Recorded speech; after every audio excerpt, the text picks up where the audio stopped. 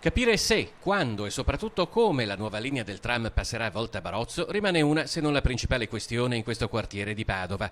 Un dibattito nel quale non mancano le polemiche, per il quale è nato un comitato no rotaie che si è distinto in iniziative che spaziano dalle manifestazioni di protesta ad un happening con passaggi di sagome a grandezza naturale dei convogli per dimostrare quella che il comitato sostiene essere la scarsa fattibilità del progetto. Ma a Volta Barozzo sono tante le richieste che i residenti rivolgono tramite i nostri microfoni all'amministrazione comunale.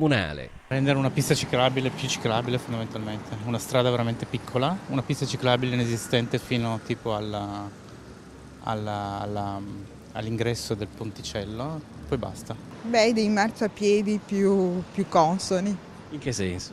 sono tutte buche e quindi è facile anche mettere il piede male e cadere.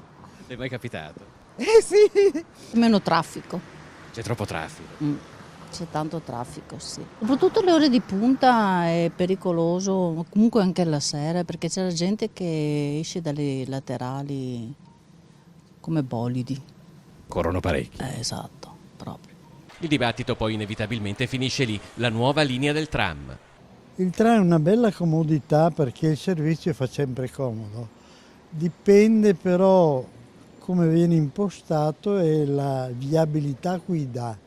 Un quartiere che è un quartiere grosso però ha degli spazi limitatissimi, il fatto di ingolfarlo ulteriormente col tram non è un grande progetto, insomma.